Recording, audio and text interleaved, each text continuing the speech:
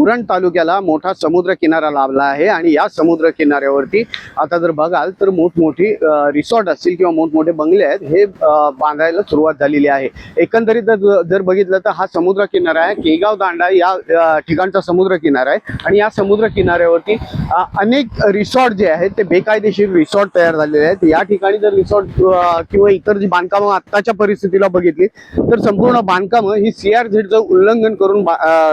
केलेली बांधकामं आहेत आणि अशाच एका रिसॉर्ट वरती रविवारी रात्री पोलिसांनी धाड टाकली। धाड टाकण्याचं कारण म्हणजे की या ठिकाणी एका रिसॉर्टमध्ये रेव पार्टी सुरू असल्याची पोलिसांना खबर मिळाली आणि त्या खबरनुसार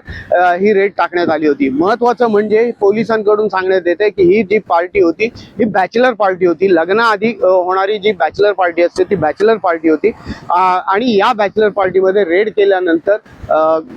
नशेचे पदार्थ असेच ठोस असे कोणते नशेचे पदार्थ सापडले नाहीत, मात्र 2 ग्राम गांजा सापडल्याचं पोलिसांचं म्हणणं आहे। एकंदरीतच विचार केला तर ही जी पार्टी आहे ही एका लिंकच्या माध्यमातून आयोजन केलं होतं आणि या लिंकद्वारे या पार्टीमध्ये सहभागी होण्यासाठी आवाहन करण्यात आलं होतं आणि त्यानंतर ही जी पार्टी आहे ही पार्टी रविवारी रात्री या ठिकाणी एका रिसॉर्टमध्ये सुरू होती आणि ही पार्टी सुरू असताना पोलिसांना मिळालेल्या माहितीनुसार पोलिसांनी रेड केली, मात्र या ठिकाणी पोलिसांना फक्त 2 ग्राम गांजा सापडला असं पोलिसांचं म्हणणं आहे। एकंदरीतच जर बघितलं तर लिंकच्या माध्यमातून पार्टीचं आयोजन केलं होतं, लिंकच्या माध्यमातून पार्टीमध्ये येण्यासाठी प्रवृत्त केलं गेलं असं एका बाजूला दिसतंय, तर दुसऱ्या बाजूला पोलिसांच्या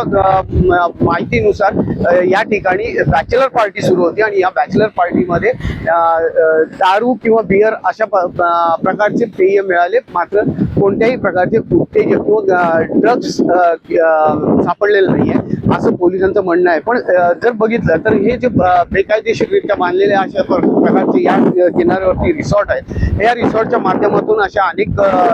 प्रकार घडत असताना नागरिक या ठिकाणी घडत असल्याचं नागरिक या ठिकाणी म्हणतात। अशाच प्रकारचं जवळपास 12 ते 15 वर्षापूर्वी मोरा समुद्र किनारी आयसोला बाज म्हणून होतं आणि या आयसोला बाजवर देखील अशाच प्रकारची पार्टी सुरू असताना रेड करण्यात आली होती आणि त्या रेडमध्ये सुद्धा पोलिसांच्या हाती काही लागलं नव्हतं। मात्र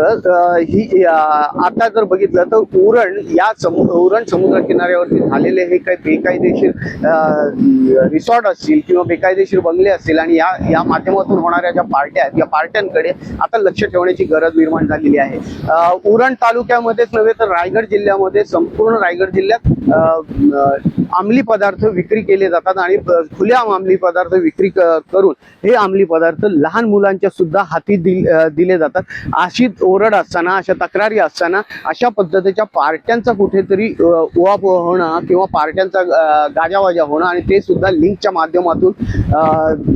नागरिकांना आवाहन करून बोलवून पार्ट्या होणं हे कुठेतरी या आपल्या समाजासाठी घातक आहेत आणि संस्कृती विरोधात आहेत आणि त्यामुळे या अशा पार्ट्यांवरती कारवाई होणं, त्याचबरोबरती